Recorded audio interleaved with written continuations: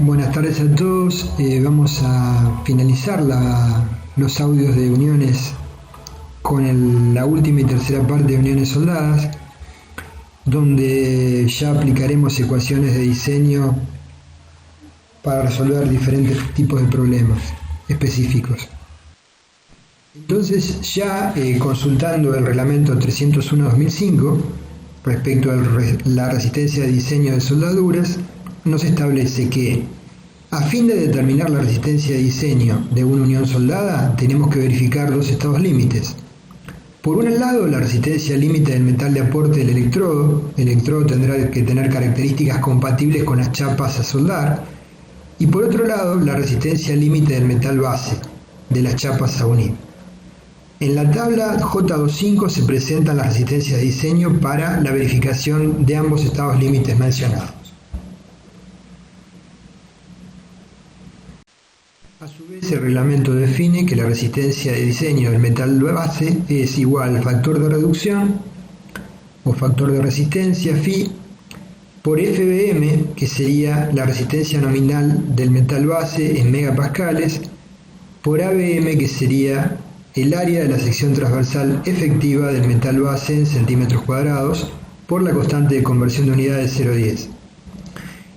Y por otro lado, la resistencia de diseño del metal de aporte o electrodo es igual al factor de reducción o factor de resistencia por FW, la resistencia nominal del material del electrodo en megapascales, que multiplica AW es el área de la sección efectiva de la soldadura. Si es una soldadura de garganta, ya vimos cómo se determina en centímetros cuadrados, multiplicado por el factor de conversión de unidades 0,10.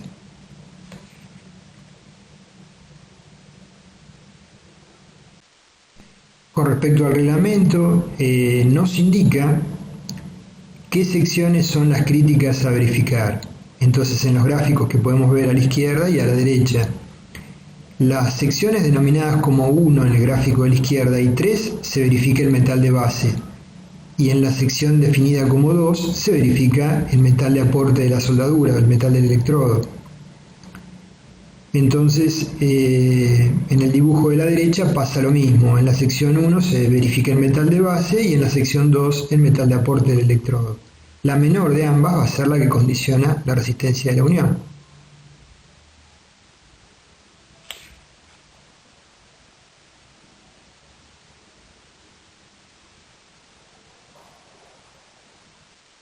Entonces, acá estamos visualizando la tabla mencionada, la tabla J25, que nos presenta la resistencia de diseño de cordones de soldadura según el tipo de soldadura. Entonces, en la primera columna vemos tipo de fuerza, por ejemplo, tracción perpendicular al área efectiva, compresión perpendicular al área efectiva, corte en el área efectiva, etc. Luego, el elemento sobre el cual se hace la verificación, material, que puede ser la base o el electrodo, el factor de resistencia asociado, por ejemplo en corte en área efectiva, para la base el factor de resistencia es 0,9 y para el electrodo es 0,65. La resistencia nominal, ¿sí? Que es, por ejemplo, en corte en área efectiva, para la base 0,6 de FI y para el electrodo 0,6 de FEXX. Y finalmente la última columna nos menciona el nivel de resistencia requerido del material de aporte. De esa manera, encontramos un sector, los 4 primeros renglones, que es para soldaduras a tope de penetración completa. Los siguientes 4 renglones, que es para soldaduras a tope con penetración parcial. Los segundos 2, que son los que más vamos a utilizar en general en la práctica, soldaduras de filete y corte en área efectiva. Y el último renglón para soldaduras de tapón y muesca. Entonces, en esta tabla están planteadas para el material de base o el electrodo los factores de resistencia y las resistencias nominales.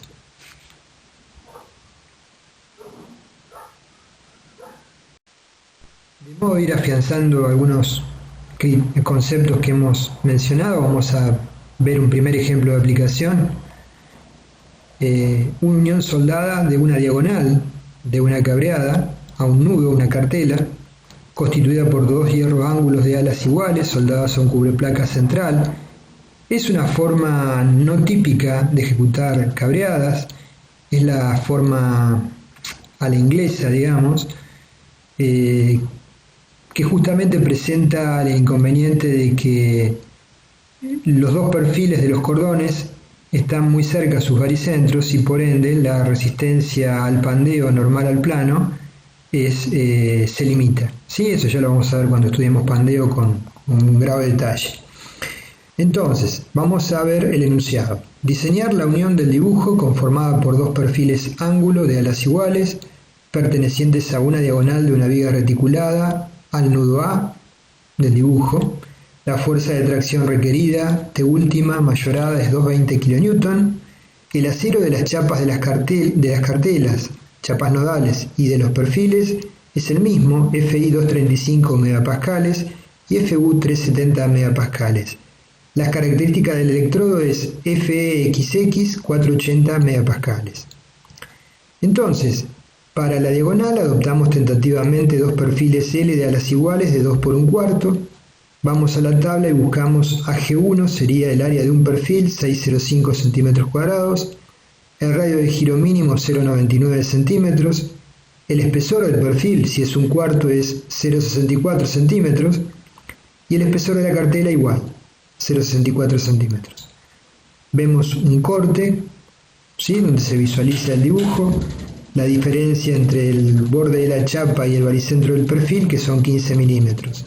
El lado de las alas del perfil, 50,8 milímetros.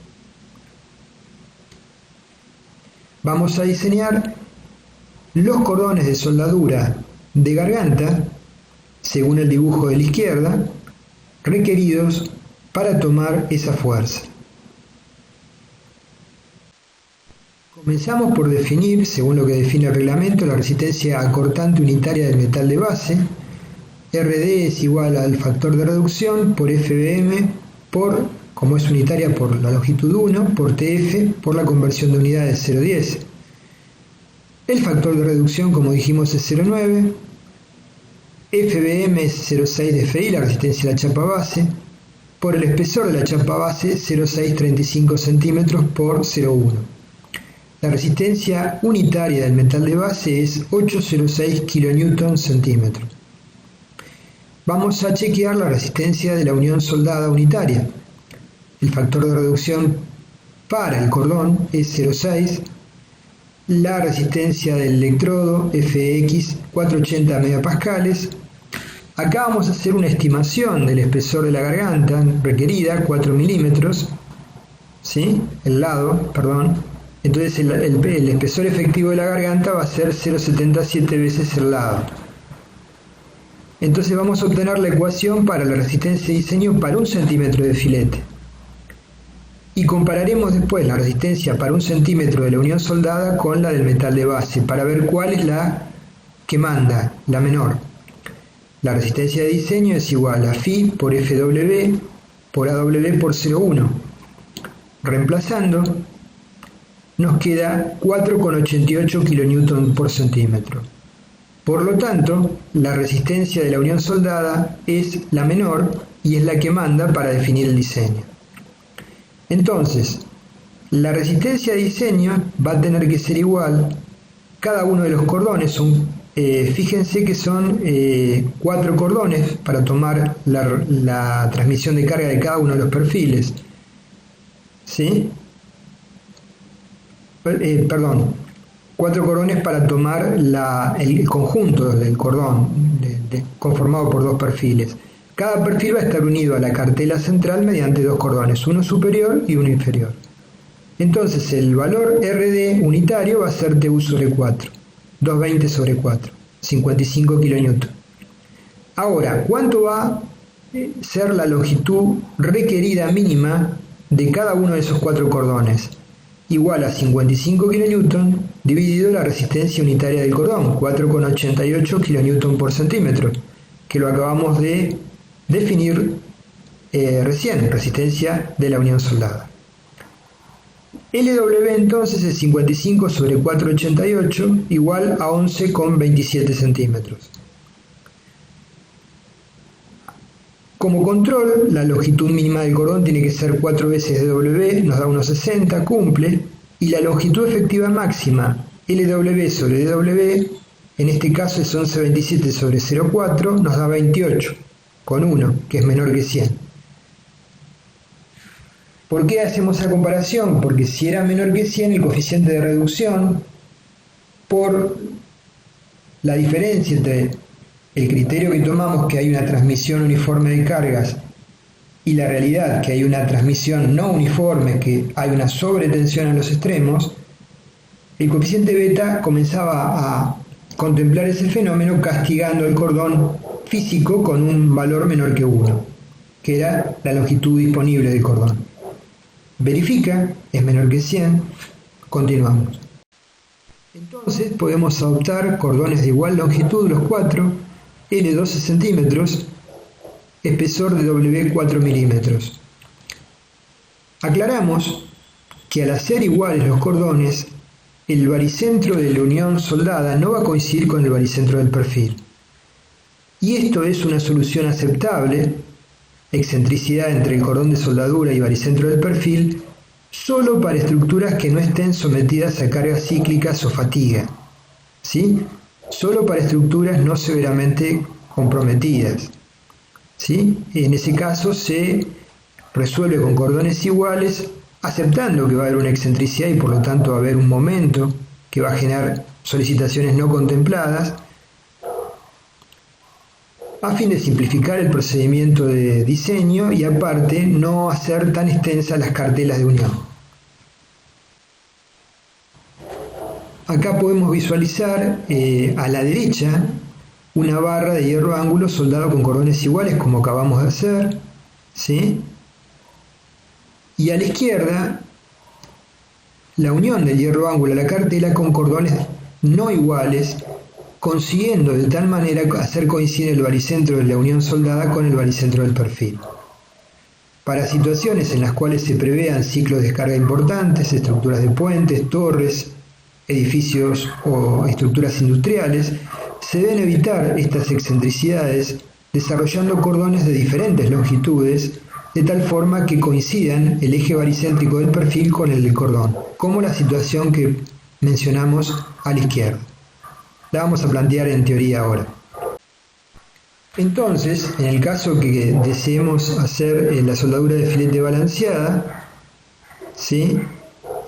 Consideremos un perfil de hierro ángulo de alas iguales, como el del ejemplo que recién mencionamos. C sería el lado del perfil, o sea, si es un perfil de 2 pulgadas sería 50 milímetros. Omega D es la resistencia de diseño por unidad, como acabamos de calcular, kilonewton por centímetro de la soldadura. Y TU es la carga axil última que tiene que transmitir el perfil a la cartela. La longitud requerida de soldadura total va a ser naturalmente L requerido igual a TU sobre omega D.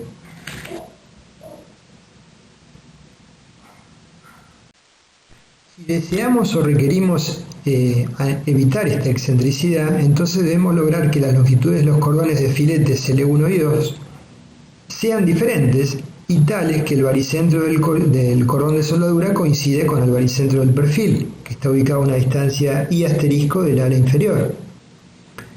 Entonces tenemos con cordones de diferente soldadura L2 que toma una fuerza P2 y L1 menor que toma una fuerza P1, definiendo así como el lado del perfil y como la distancia del ala inferior al baricentro del perfil. La fuerza sobre el cordón 1 va a ser P1 igual a L1 por omega D1, la resistencia por unidad de longitud. La fuerza sobre el cordón 2, P2, va a ser L2 por omega D2. Si los espesores de garganta son iguales, omega D1 y omega D2 van a ser iguales. La sumatoria de fuerzas, según X, es igual a P1 más P2 menos TU igual a 0. Vale decir L1 más L2 igual a L requerida, asumiendo omega D1 y omega D2 iguales. ¿Sí? Continuamos. Tomando momentos respecto de la línea de acción de P2, tenemos que P1 por C menos TU por I es igual a 0. Reemplazando, tenemos que LR1 por C por omega D menos L requerida por omega D por I es igual a 0. O sea, podemos despejar la variable desconocida que es L1, que es igual a L requerida multiplicado por I dividido C. I y C los conocemos. I es la distancia del ala al baricentro del perfil y C es el lado total del perfil. De igual manera, tomando momentos respecto de P1, tenemos P2 por C menos TU por su brazo de palanca C menos I igual a 0. O lo que es lo mismo, L2 es igual a L requerido por C menos I dividido C.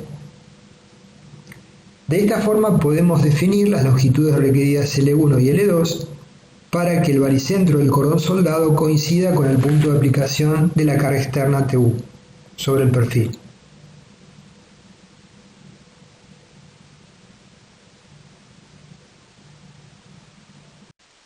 Vamos a rever el ejemplo que analizamos recién, ¿sí?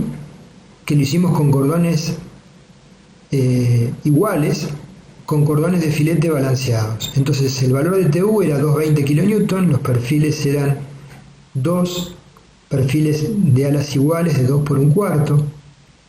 La chapa de acero base y de las cartelas y perfiles FI igual a 235 MPa y FU igual a 370 MPa. Recordando entonces la resistencia de la unión soldada, ¿sí? Reemplazando por el factor de reducción 0,6 la resistencia del electrodo 480 MPa, DW igual a 4 milímetros, la resistencia de diseño para 1 centímetro de filete es RD igual a 4,88 kN/cm. Es la misma de antes, no ha cambiado nada en este sentido. Entonces, la fuerza a transmitir por cada uno de los perfiles TU es 110 kN y el perfil es de 2 por 1/4. La longitud total requerida de ambos cordones, L1 más L2, es igual a 110 dividido 488 kN por centímetro, que lo evaluamos recién, 22,54 centímetros. C es igual al lado del perfil, 2 pulgadas, 5 centímetros, e I vale 1,5 centímetros. Entonces, reemplazando las ecuaciones que vimos recién, L1 es igual a L por I sobre C, 6,76 centímetros, y L2 es L por C menos I sobre C, 15,78 centímetros. Adoptamos L1, 68 milímetros, y L2, 160 milímetros. Entonces, lo que podemos ver es que para evitar la excentricidad, la longitud L2 se incrementa sensiblemente. Y eso va a implicar que la chapa nodal va a tener que ser de mayores dimensiones, ¿sí? Ese es uno de los inconvenientes que presenta evitar la excentricidad. Bajo ciertas circunstancias es ventajoso reducir la longitud de los cordones longitudinales por razones de espacio sobre la chapa a soldar.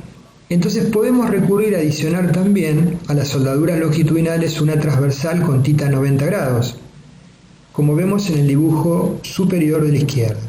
Entonces ahora tenemos que el hierro ángulo es soldado a través de una longitud paralela de carga superior L1, una inferior L2, y a lo largo de todo el ancho del perfil igual a C.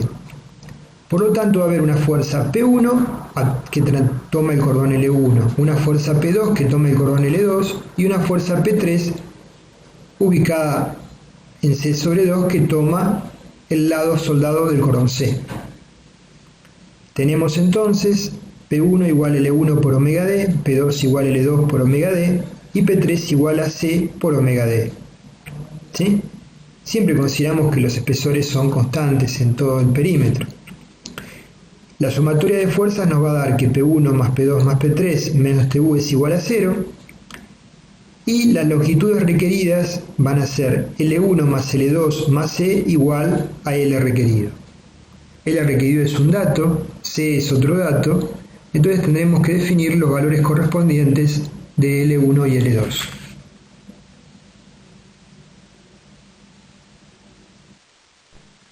Entonces, planteando el equilibrio de momentos alrededor de P2, tenemos P1 por C más P3 por C sobre 2 menos TU por I igual a 0. Vale decir, podemos despejar L1 de esta primera ecuación como L requerido por I sobre C menos C sobre 2. De la misma manera podemos plantear el equilibrio respecto de P1 y tenemos P2 por C más P3 por C sobre 2 menos TU por C menos I igual a 0 y obtener L2 igual a L requerido por C menos I sobre C menos C sobre 2.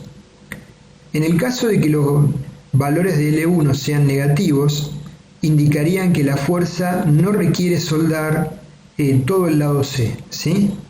Físicamente estarían dándonos la respuesta de que el cordón total es excesivo. En uniones abulonadas hablamos de áreas efectivas, hablando de rezago de cortante. El concepto es válido también para uniones soldadas. Entonces, ¿cómo se define? Cuando la fuerza de tracción se transmite desde un elemento que no sea una chapa plana, por ejemplo un hierro ángulo, solo mediante cordones longitudinales de soldadura, o bien mediante cordones longitudinales combinados con cordones transversales, planteamos que el área efectiva es igual al área total de bruta de la barra en centímetros cuadrados por un coeficiente U, definido como 1 menos X raya dividido L menor o igual que 0,9, donde L es la longitud del cordón de soldadura más largo, si son de diferentes longitudes L1 y L2.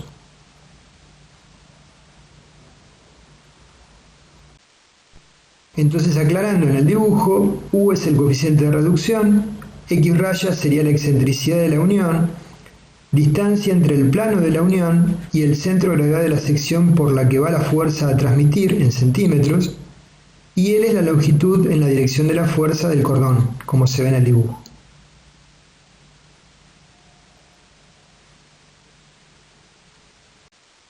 En el caso particular de que la fuerza de tracción se transmite solo por cordones de soldadura transversales, la expresión área efectiva igual A sub B igual a G, área total por U, se permite adoptar el valor de U igual a 1, o sea, no hay una reducción de área efectiva y se toma el área AE igual al área total a G, como vemos en el dibujo. Cuando la fuerza de tracción se transmite desde una chapa plana, solo mediante cordones de soldadura longitudinales, debe cumplirse que omega, ¿sí?, donde omega es el ancho de la chapa. Yo acá respeté la nomenclatura del reglamento que se presta a confusión, porque estuvimos hablando de omega, anchos de garganta, espesores de garganta. Pero bueno, para el lado B del perfil lo define el reglamento como omega. Entonces debe cumplirse que omega menor o igual que L. Entonces, L es la longitud de cada cordón de soldadura en centímetros, donde define nuevamente omega el ancho de la chapa, o la distancia entre los cordones de soldadura en centímetros. Entonces, para L mayor que 2 veces omega, el factor de reducción es 1. Para L mayor que 1,5 veces omega y menor que 2 es 0,87. Y para valores de L más cortos, mayores que omega y menor que 1,5 de omega, L vale su mínimo valor, o sea, el castigo por rezago de cortantes máximo, U igual es 0,75, ¿sí? Entonces, el área efectiva es igual a G por U, donde U vale 0,75. Al unirse chapas planas a tracción, las mismas pueden fallar en las esquinas por retraso de cortante. Esto si los cordones están muy separados entre sí. Como omega es el ancho de chapa y en los bordes de la chapa están soldados, depende la separación del valor justamente de omega. Bueno, analizando el diseño de otro tipo de soldaduras de filete, en este caso solicitadas a flexión y corte, tenemos en el ejemplo planteado una ménsula empotrada con una altura L y una carga aplicada con una excentricidad de Z, una carga P del punto de empotramiento. Entonces, esa placa que se ve en corte está soldado a lo largo de sus dos bordes longitudinales al ala de una columna. Vamos a calcular el tamaño y la longitud de los cordones de soldadura para tomar las solicitaciones combinadas de corte y flexión. Entonces, el enunciado es, supongamos, una ménsula con longitud L, que es la longitud del cordón a su vez, con la carga aplicada P con una excentricidad de Z. Se supone que la carga es una carga mayorada. Sobre ambos cordones de filete verticales soldados van a actuar tensiones de corte que toman la carga P y tensiones derivadas de la flexión que toman el momento actuante P por EZ. Planteando como una simplificación solamente el método elástico, para evaluar el comportamiento tensional en los cordones de soldadura, si cada cordón de soldadura tiene un espesor T sub B y una altura L, la longitud total del cordón a ambos lados va a tener un ancho 2 veces T y una longitud de L como se ve en verde. El baricentro del mismo va a estar ubicado a L sobre 2, donde L es igual a 2 veces C. Observamos que la variación de las tensiones en el cordón de soldadura no las conocemos con exactitud. Si asumimos un comportamiento elástico por una parte, la distribución de tensiones de corte sería la que vemos en el dibujo C, con un máximo en el centro con una distribución parabólica. En tanto, las tensiones de flexión tendrían la conocida forma del diagrama E, con variación lineal y máximos valores en los bordes extremos, con signos opuestos y nulo en el centro, a la altura del eje neutro. Esto sería la situación teórica tensional planteada las tensiones como con un enfoque elástico. Nosotros sabemos que el cordón de soldadura no se va a comportar de una manera elástica, entonces vamos a utilizar otro tipo de diagramas.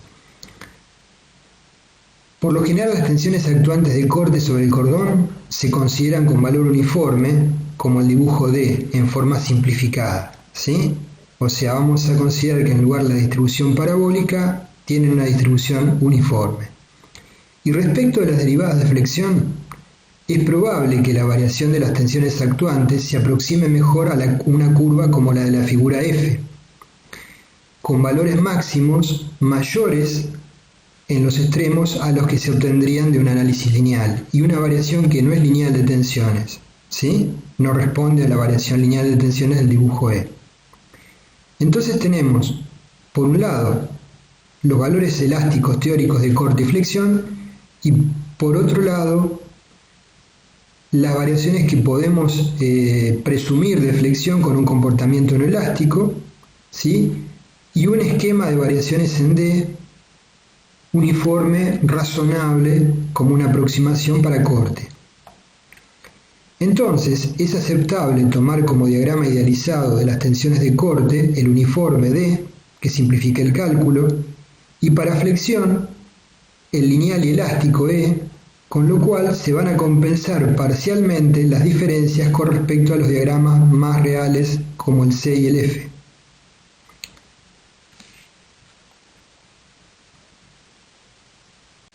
Entonces, antes de empezar a enfocarnos en el problema, podemos aceptar segura la práctica de combinar vectorialmente los esfuerzos máximos de flexión que surgen del análisis elástico como la figura E con el promedio de los esfuerzos de corte que surgen de la figura D. Y bajo esas pautas vamos a trabajar.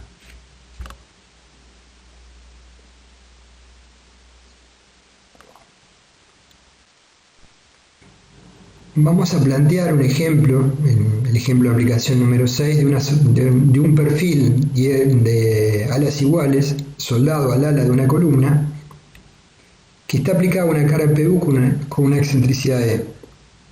Vale decir, una situación totalmente análoga a la que estábamos planteando en forma teórica, pero hago un ejercicio práctico. El perfil es un perfil de 4 pulgadas, ¿sí? O sea, 101 milímetros por 9,5 milímetros de espesor,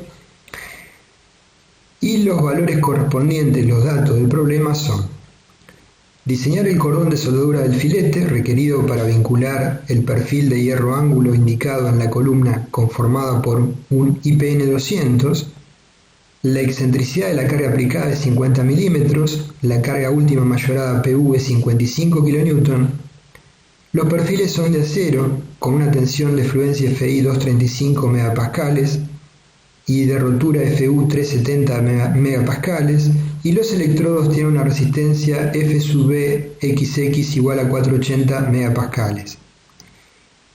Asumimos, porque todavía no hemos visto el tema de flexión, que el perfil planteado verifica el esfuerzo de flexión y corte asociados. Y tenemos que diseñar la longitud del cordón, cabe aclarar, va a ser igual a la longitud del ala del perfil, ¿sí? Lo que tenemos que definir acá, cuál es el espesor adecuado para ese cordón, eventualmente el máximo factible, y si con ese espesor máximo factible la unión soldada cumple con las condiciones de seguridad que el reglamento especifica. Entonces, observando el dibujo en planta, vemos la columna con el perfil soldado y el punto en negro de la carga aplicada, en la parte central superior, una vista a la izquierda, vista A, frontal, con los dos cordones enrollados, y una vista lateral, vista B. Entonces, obtenemos las solicitaciones últimas. El momento último MU es PU por E, 2,75 kN, el esfuerzo de corte último BU es igual a PU, 55 kN. Es un elemento empotrado, así que no tiene mayores secretos eso. El espesor del perfil del ala, IPN, T sub P es 1,13 centímetros y el espesor del ala de hierro ángulo es 0,95 centímetros. Entonces se adopta para el cordón, según la normativa, un espesor de DW igual a 7,5 milímetros, que sería 9,5 menos 2, en función de lo requerido por el reglamento. ¿Sí? 9,5 es el máximo espesor de las chapas, es el espesor de las chapas a vincular, menos 2 milímetros, de tal manera que podamos hacer un control, un chequeo posterior del espesor de la soldadura. Entonces DW es igual a 7,5 milímetros. La longitud de los cordones es de 100 milímetros y es concordante con la longitud de las alas. Entonces tenemos que la longitud de cada cordón L es 10 centímetros, es un dato. El espesor de la garganta es EG 0,77 de DW, 5,30 milímetros. El lado, la sección total AW de ambos cordones es EG por L por 2, 10,60 centímetros cuadrados los dos cordones. El módulo resistente elástico de la soldadura SW es, como conocemos de resistencia de materiales, según el cálculo elástico, SW es G por L cuadrado sobre 6 por 2, que nos da 17,66 centímetros cúbicos. Entonces podemos evaluar, según el planteo que hicimos hace unos minutos atrás, las tensiones aproximadas en el cordón de soldadura. Por corte, FB es igual a BU sobre AW. Nos da 51,88 megapascales. Por flexión, FM es MU sobre SW. Nos da 155,72 megapascales. Como planteamos un par de clases anteriores, el criterio es hallar la tensión combinada resultante. F es la raíz cuadrada de FB cuadrado más FM cuadrado. Es igual a 164,13 megapascales.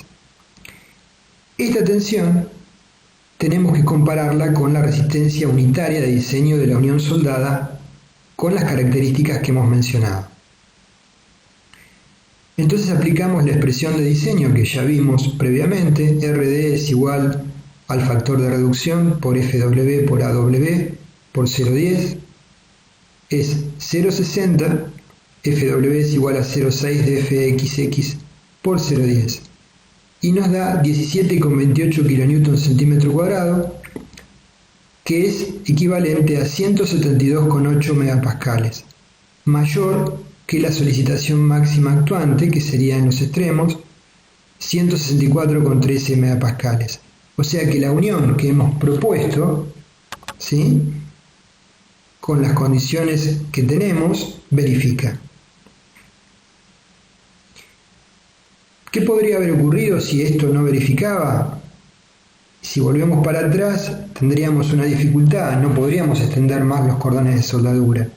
Entonces podríamos haber adicionado una soldadura en el ala superior, horizontal, e incorporar una sección total mayor.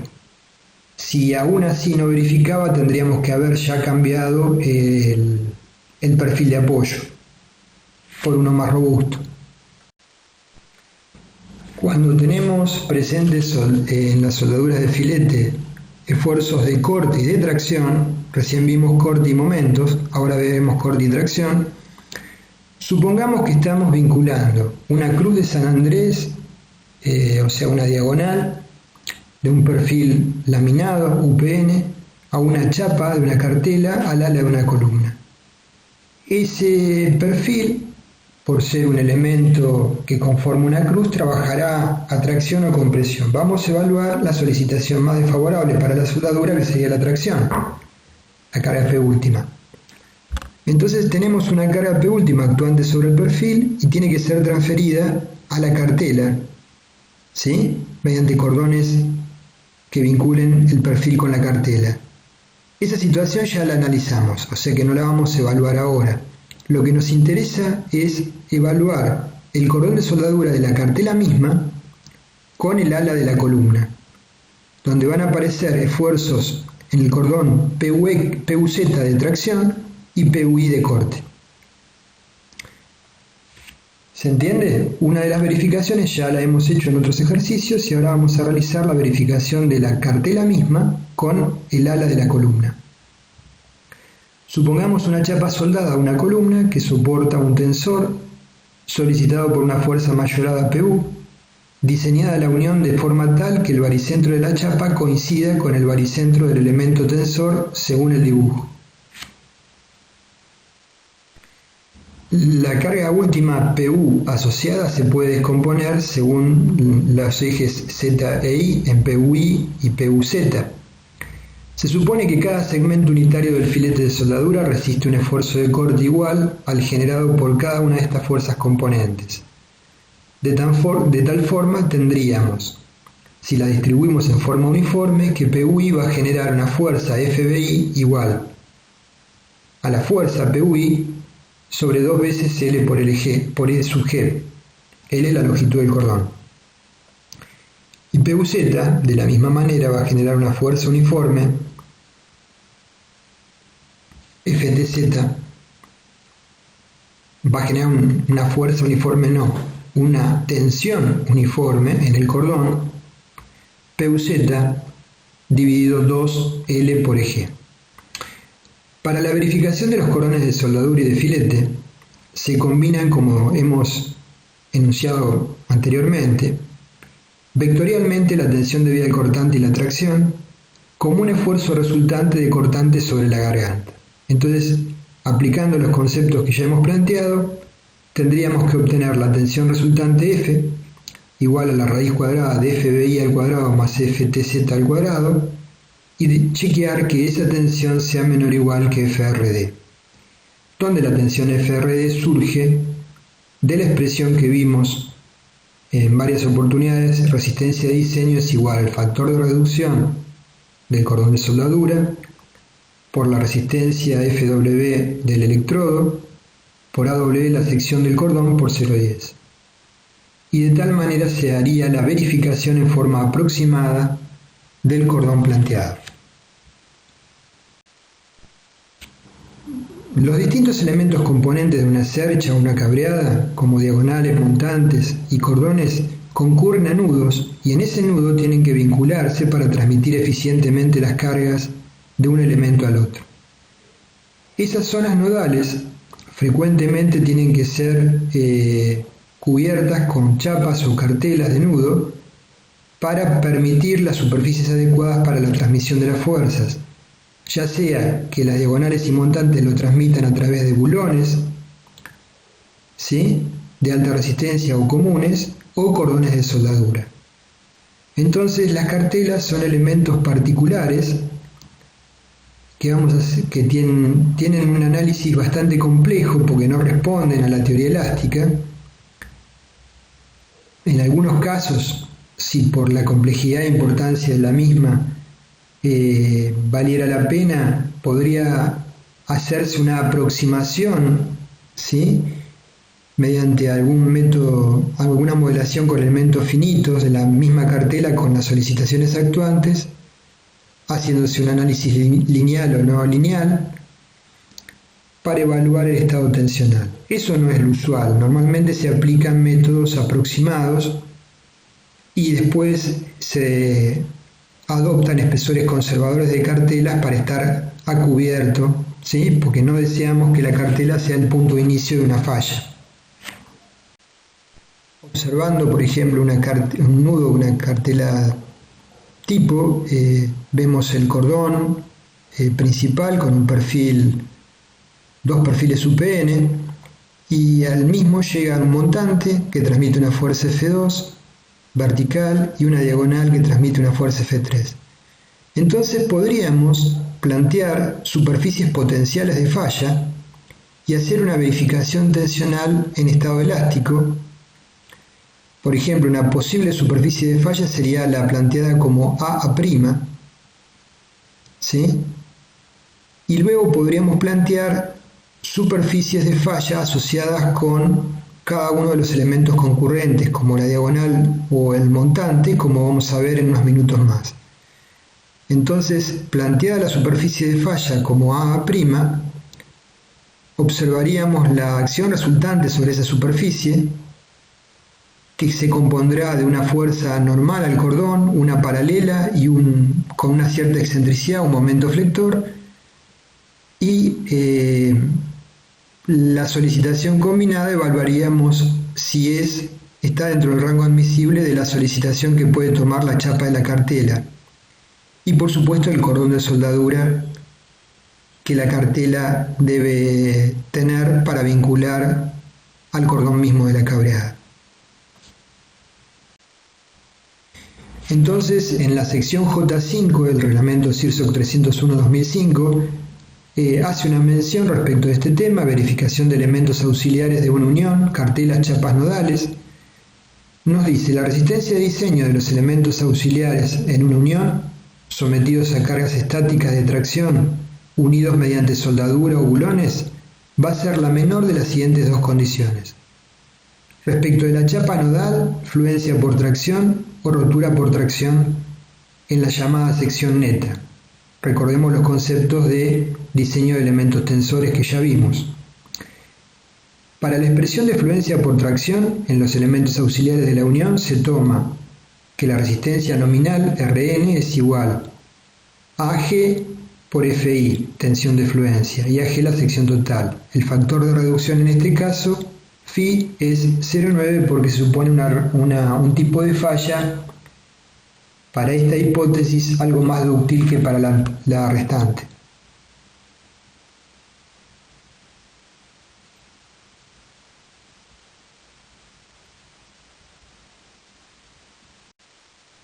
La segunda condición es rotura por tracción de los elementos auxiliares de la unión. Asociado con lo que vimos en tensores nuevamente, tenemos que la resistencia Rn nominal es igual al área nominal neta por Fu, donde el factor de reducción asociado es menor, asociado con una falla física de la pieza, Φ 0,75.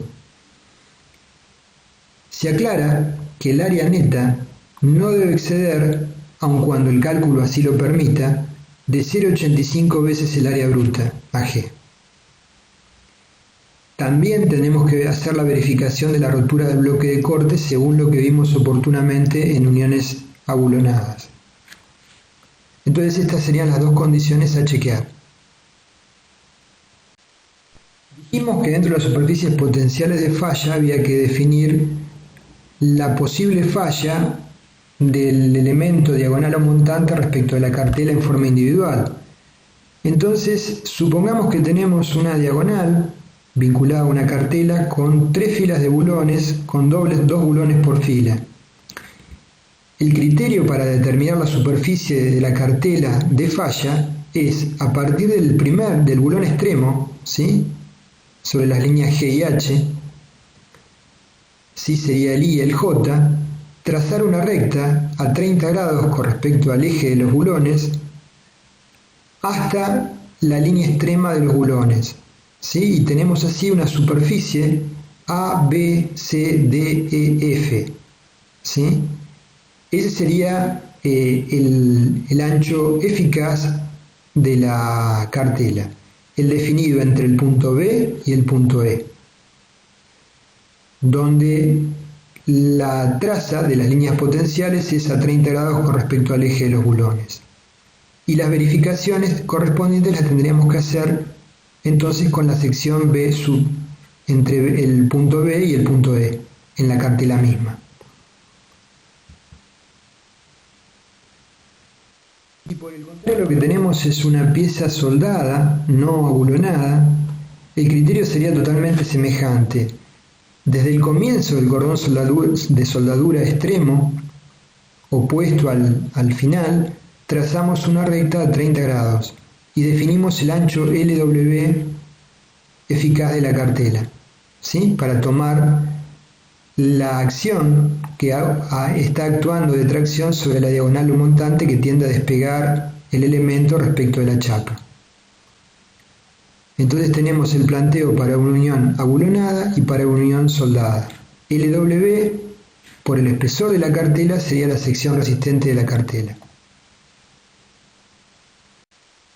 Para ir cerrando este video, vamos a hacer un último ejemplo de aplicación, justamente en función de uno de los ejercicios que resolvimos de cálculo de la unión soldada de una diagonal a una cartela. El ejemplo sería el 7. Entonces ya calculamos en esa oportunidad la longitud y el espesor necesario de los cordones para unir la diagonal del dibujo a la chapa nodal. Ahora lo que vamos a hacer es verificar la cartela de nudo sobre la base del resultado anterior. Entonces, del ejemplo de la unión soldada de nudo vista, se completará el mismo con la verificación de la cartela de unión de los elementos que concurren al nudo.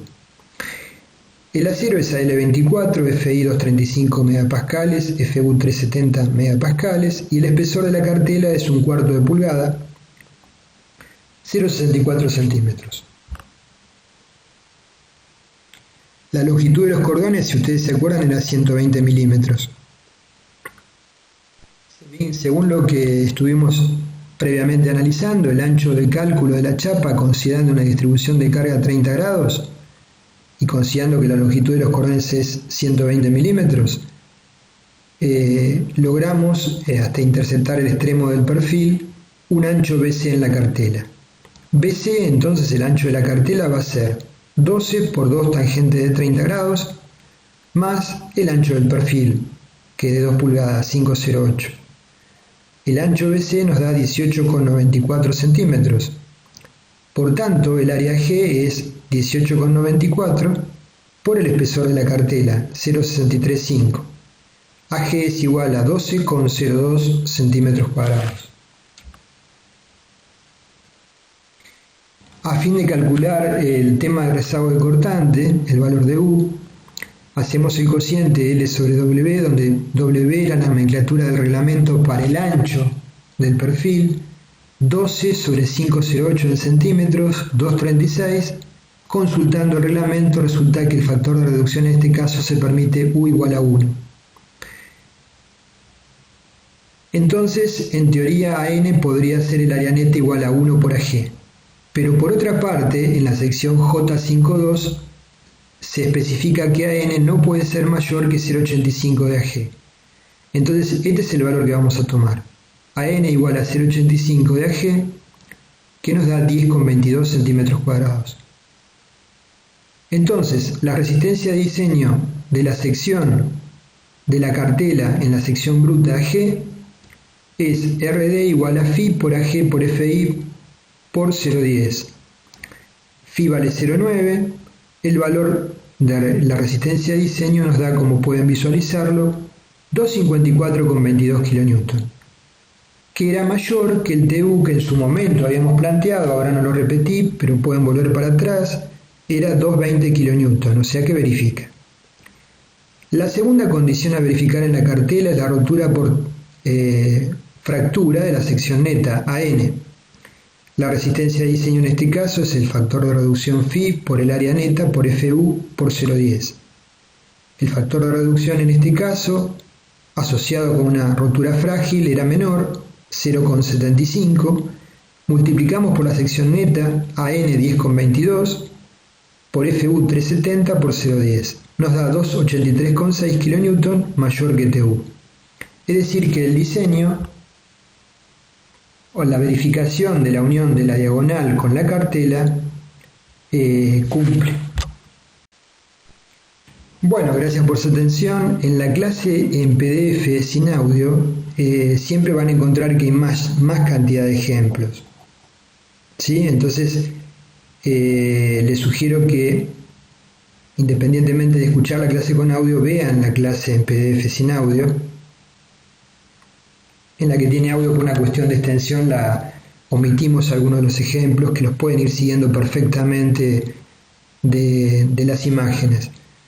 Entonces, esto vale para todos los temas. Por ejemplo, para la clase de viento del 102-2005, en el audio no hay ejemplos desarrollados y en la clase correspondiente de PDF hay varios ejemplos hechos. Bueno, gracias por su atención y sigamos adelante.